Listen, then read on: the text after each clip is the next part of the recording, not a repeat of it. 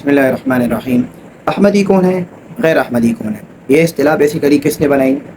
اور احمدی اور غیر احمدی کون سے لوگ ہیں؟ تو یہاں پہ اس حوالے سے میں چند اہم باتیں آپ حضرات کے سامنے پیش کرنا چاہتا ہوں، تاکہ وہ مسلمان بھائی جن کو آج تک اس اصطلاح کا پتہ ہی نہیں ہے کہ احمدی کون سے مسلمان ہیں، غیر احمدی کون سے مسلمان ہیں، اور یہ اصطلاح کس نے بنائی، اس حوالے سے چند اہم باتیں آپ حضرات کے سامنے پیش کرنا چاہتا ہوں۔ سب سے پہلے یہ بات آپ لوگ یہ بات یاد رکھیں کہ الحمدللہ ہم سب کو پتہ ہے ہمارا متفقہ عقیدہ ہے تمام مسالک کا، کسی ایک مسلک کا نہیں، تمام، چاہے وہ کسی فرقے سے بھی تعلق رکھتا ہو، کسی جماعت سے بھی تعلق رکھتا ہو، سب کا متفقہ عقیدہ ہے کہ نبی علیہ السلام آخری نبی ہیں، آپ کے بعد کوئی بھی نیا نبی نہیں آئے گا۔ ٹھیک ہو گیا؟ یہ الحمدللہ ہمارا عقیدہ ہے کہ نبی علیہ السلام پر نبوت کے دروازے ختم ہو گئے، نبوت کے دروازے بند ہو گئے، اب نبوت کسی کو ملنے والی نہیں، کسی کو بھی نہیں ملے گی۔ اور قرآن کی بھی آیت ہے ما کان محمد ابا احد من رجالکم ولکن رسول اللہ وخاتم النبیین، کہ نبی علیہ السلام آخری نبی ہے اور نبوت ختم ہو چکی، محمد کسی کے باپ نہیں، یہ تو اللہ کے رسول اور آخری نبی ہے۔ اب قرآن کی تفسیر سب سے پہلے حدیث سے کرتے ہیں۔ اس آیت کی تشریح میں نبی علیہ السلام نے کیا فرمایا؟ انا خاتم النبیین لا نبی بعدی، میرے بعد کوئی نبی نہیں آئے گا، میں آخری نبی ہوں، بات ہی ختم۔ یہ تو ہمارا عقیدہ ہو گیا الحمدللہ۔ دوسری بات، نبی علیہ السلام کا ایک نام احمد بھی ہے، قرآن میں جو نام آیا من بعد اسمہ احمد، عیسیٰ علیہ السلام نے کہا تھا اپنی امت، میرے بعد ایک نبی نہ آئے گا، اس کی بات تم نے مانی ہے، اس پر ایمان لانا ہے، اس کا نام ہے احمد۔ تو ہم تو نبی علیہ السلام، ہمارے حضرت محمد صلی اللہ علیہ وسلم، ان کا ایک نام محمد ہے، ایک نام احمد ہے، یہ تو ہمارے پیارے نبی کا نام ہے احمد۔ ہم اپنے آپ کو احمدی کی امت بھی کہتے ہیں۔ لیکن یہاں پہ ایک اور بات آپ حضرات کو بتاتا چلوں کہ چونکہ نبوت ختم ہو گئی اور نبی علیہ السلام نے نبوت ختم ہونے والی ایک حدیث بھی ذکر کی، کہا کہ میرے بعد کچھ ایسے ہی لوگ آئیں گے، انه قال رسول الله صلی اللہ علیہ وسلم انه سيكون في امتي كذابون ثلاثون كلهم يزعم انه نبي وانا خاتم النبي لا نبي بعدي، میرے پاس 30 دجال پیدا ہوں گے، جھوٹے پیدا ہوں گے، جو نبوت کا دعویٰ کریں گے اور وہ کہیں گے کہ ہم آخری نبی ہیں، جبکہ حقیقت میں آخری نبی میں ہوں، میرے بعد کوئی نبی نہیں آئے گا۔ الحمدللہ یہ حدیث نبی علیہ السلام نے ہمیں بتائی ہے اور ہمارا یہ عقیدہ ہے کہ آپ یہ آخری نبی ہیں۔ اب آتی ہیں اس بات کی طرف کہ کون سے ایسے لوگ ہیں جو نبی علیہ السلام کا آخری نبی نہیں مانتے اور کہتے ہیں کہ ہم اصلی مسلمان ہیں، اور ہمیں کہتے ہیں کہ تم دائرہ اسلام سے خارج ہو۔ وہ ہے احمدی مسلمان، جو کہتے ہیں کہ ہم احمدی مسلمان ہیں، اور قرآن میں جو نام آیا ہوا ہے احمد، یہ ہمارے نبی کا نام ہے۔ مرزا غلام احمد قادیانی جو قادیان میں پیدا ہوا، وہ ہمارا آخری نبی ہے، اس کو ماننے والے قادیانی کہلاتے ہیں، اور اس نے نبوت کا دعویٰ کیا تھا۔ تو ایسے لوگ اپنے آپ کو احمدی کہتے ہیں اور ہمیں کہتے ہیں کہ یہ غیر احمدی ہیں، کیونکہ یہ ہمارے نبی کو نہیں مانتا، مرزا غلام احمد قادیانی پر ایمان نہیں لاتا۔ اور مرزا غلام احمد قادیانی کیا کہتا ہے کہ جو مجھ پر ایمان نہیں لایا اس کی نماز جنازہ پڑھنا جائز نہیں، اس کے پیچھے نماز پڑھنا جائز نہیں۔ وہ اللہ معافی کرے، اس نے ایسی بکواس لکھی ہوئی کہ مجھے گوارا نہیں کہ میں آپ حضرات کو سناؤں، وہ ناجائز اولاد ہے کہتا ہے۔ حضرت فاطمہ رضی اللہ عنہ کی شان میں گستاخی، حضرت حسن حسین رضی اللہ عنہ ان کی شان میں گستاخی، صحابہ کی شان میں گستاخی، نبی علیہ السلام کی شان میں گستاخی کس نے کی؟ مرزا غلام احمد قادیانی نے، اور کہتا ہے کہ میں نبی ہوں۔ اتنی گستاخی کرنے والا، بغیر دلائل کے ہم اس کو کافر مانتے ہیں، دائرہ اسلام سے خارج مانتے ہیں۔ نبی علیہ السلام کی شان میں گستاخی کرنے والا اور خاص کر نبوت کا دعویٰ کرنے والا کہ دائرہ اسلام جس کا کوئی تعلق ہی نہیں ہے، یہ اسلام سے خارج ہے، بغیر دلائل کے ہم ایسے لوگوں کو مانتے ہی نہیں ہیں۔ بغیر دلیل کے ہم کہتے ہیں کہ آپ کا تعلق اسلام سے ہے ہی نہیں، اور ایسے لوگ اپنے آپ کو کہتے ہیں قادیانی احمدی مسلم، ہم مرزا غلام احمد قادیانی کے ماننے والے۔ قادیان ہندوستان میں ایک علاقہ تھا، اس کی طرف منسوب ہے۔ میں آپ حضرات کے سامنے چند ان کی کفریہ عقائد ذکر کرتا ہوں،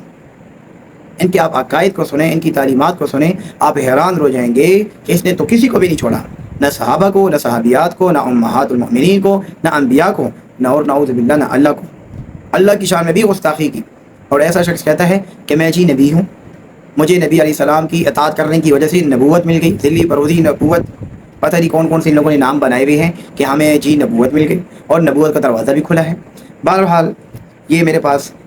آئینہ قادیانیت کتاب ہے، اگر آپ لوگوں نے مزید مطالعہ کرنا چاہیں اور تو آپ اس کتاب کو پڑھ سکتے ہیں، اس میں ان کے کفریہ عقائد کا ذکر ہے۔ بہرحال میں کچھ دعوے آپ حضرات کے سامنے اس کے پیش کرتا ہوں۔ کہتا ہے کہ مجھے بیت اللہ ہونے کا دعویٰ، خدا نے اپنے الہام میں میرا نام بیت اللہ بھی رکھا، اور 1882 میں اس نے مجدد ہونے کا دعویٰ کیا، پھر 1882 میں معمور ہونے کا دعویٰ کیا کہ میں خدا کی طرف سے معمور ہو کر آیا ہوں۔ نصرت الحق براہین احمدیہ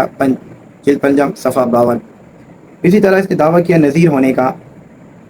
اور آدم مریم اور احمدی ہونے کا دعویٰ کیا، رسالت کا دعویٰ کیا، توحید و تفرید کا دعویٰ کیا، الہام توحید و تفرید کے دعوے میں کیا کہتا ہے؟ الہام ہوا تو مجھ سے ایسا ہے جیسے میری توحید و تفرید، نعوذ باللہ،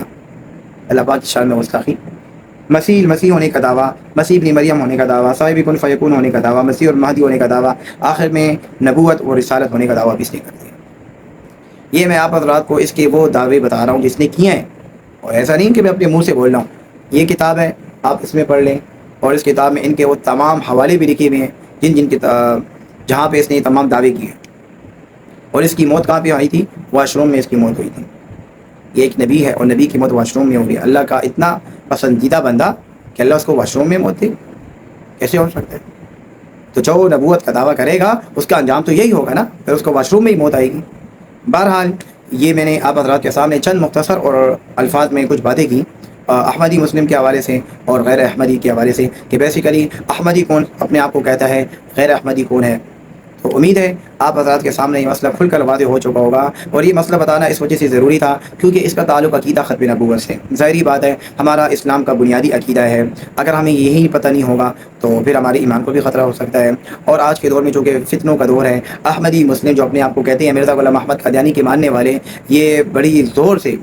لوگوں کو تعلیم دے رہے ہیں۔ آپ گوگل پہ جا کے سرچ کریں، احمدی مسلم لکھیں اور دیکھیں یہ کیسے اپنے آپ کو بتائیں گے کہ دیکھو ہم اچھے اور پکے سچے مسلمان ہیں، اور ہم تو صحیح لوگ ہیں، نبی کو بھی مانتے ہیں، قرآن بھی پڑھتے ہیں، کلمہ بھی پڑھتے ہیں، لیکن حقیقت میں یہ تحریف کرتے ہیں۔ 1400 سال کی جو تعلیمات آ رہی ہے کسی نے اس میں اختلاف نہیں کیا، ان لوگوں نے قرآن میں تحریف کی، حدیث میں تحریف کی، کلمے میں تحریف کی، اور ہمارے سادہ مسلمان بھائیوں کو گمراہ کر دی۔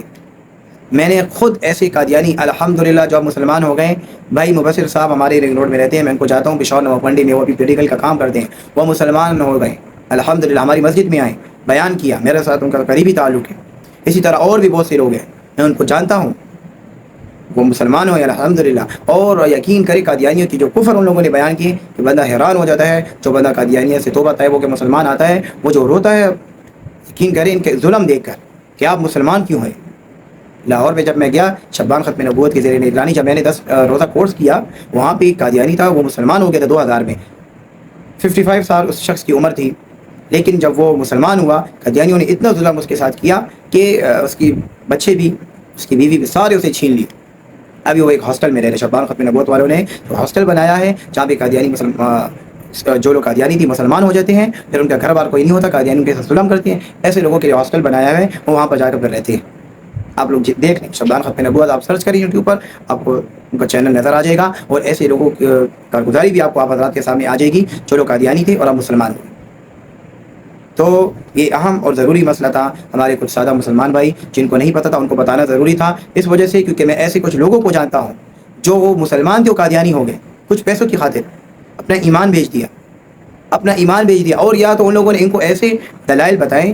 کہ وہ لوگ گمراہ ہو گئے، وہ گمراہ ہونے کے بعد اپنا ایمان بیچ دیا چند پیسوں کی خاطر، کہتے ہیں یہ تو قرآن سے بات کر رہے ہیں بھائی، یہ تو حدیث سے بات کر رہے ہیں۔ میں تو یہاں پہ ابھی دلائل دینے والا نہیں ہوں، صرف میں آپ حضرات کو یہ بتاتا چلوں کہ ہم بغیر دلیل کے ان کو دائر اسلام سے خارج مان دیں، دلیل کی ہمیں ضرورت ہی نہیں۔ نبی علیہ السلام کے بعد جو نبوت کا دعویٰ کرے گا بغیر دلیل کے، کیونکہ یہ تو امت کا متفقہ عقیدہ ہے، نبی علیہ السلام کی دنیا سے جانے کے بعد سب سے پہلے دعویٰ کس نے کیا؟ مسیلمہ کذاب نے، اور اسلام کی سب سے بڑی جنگ اس کے خلاف لڑی گئی، 1200 صحابہ اس میں شہید ہوئے، 1200 اسی جنگ میں اتنی نہیں ہوئے جتنے اس میں ہوئے، اور جس نے حضرت حمزہ رضی اللہ عنہ کو شہید کیا تھا نبی علیہ السلام کے چچا وحشی نے، اس نے مسیلمہ کذاب کو بھی مردار کیا، جہنم واصل کیا، اور کہا کہ شر الناس کو میں نے قتل کیا اور میں نے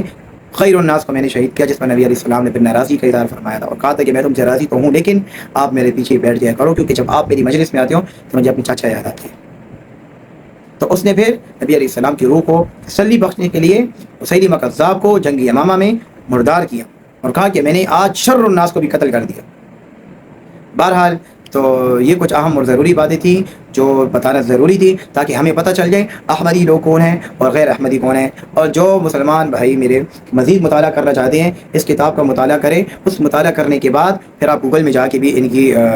ویب سائٹ دیکھیں، احمدی مسلم لکھیں، آپ کو ان کی تمام باتیں پھر سمجھ میں آ جائیں گی۔ جب تک آپ نے یہ کتاب سمجھ میں نہیں پڑھی ہوگی اور تو پھر آپ کو یہی لگے گا کہ یار یہ تو قرآن سے بات کر رہے ہیں، یہ تو حدیث سے باتیں کر رہے ہیں، یہ تو دیکھو آیات بھی پڑھتا ہے۔ تو میرے سادہ مسلمان بھائیوں میں آپ کو یہی بتاتا چلوں کہ یہ لوگ اس میں غلط تعویل کرتے ہیں، تحریف کرتے ہیں، اور ایسا مسئلہ بیان کریں گے کہ جو مسئلہ الحمدللہ 1400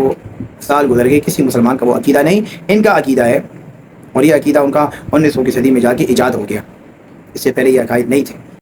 تو یہ کچھ اہم اور ضروری باتیں تھیں، امید ہے آپ حضرات کو سمجھ آئی ہوگی۔ میں نے مختصر الفاظ میں آپ حضرات کے سامنے مسئلہ پیش کر دیا، زیادہ دلائل کی طرف نہیں کیا اور زیادہ میں نے ڈیٹیل سے نہیں بیان کرنا چاہا، بس سمپل اپنے سادہ مسلمان بھائیوں کو جو قرآن اور حدیث سے ناواقف ہے، تاکہ ان کو یہ مسئلہ آسان الفاظ میں سمجھ آ جائے اور ایسے لوگوں سے خود بھی بچیں، دوسروں کو بھی بچائیں۔ فتنوں کا زمانہ ہے، اپنے ایمان پر محنت کریں، قرآن اور حدیث کو سمجھیں، اپنے علاقے کے جو آپ کے علماء ہیں، مفتیان کرام ہیں، ان کے پاس جائیں، ان سے دین سیکھیں، قرآن اور حدیث کی صحیح تعلیمات سیکھیں، اپنے گھر میں بھی قرآن اور حدیث کی تعلیمات کو عام کریں، اپنے بچوں کو بھی دین کی طرف راغب کریں اور ان کو بھی دین سکھائیں، مدارس بھیجیں اور ان کو قرآن اور حدیث کی صحیح تعلیمات سیکھیں، خود بھی سیکھیں، امت مسلمہ کو بھی یہ پیغام پہنچائیں۔ اللہ پاک ہماری حفاظت فرمائے، ہمیں اپنی رضا نصیب فرمائے۔ شکریہ والسلام۔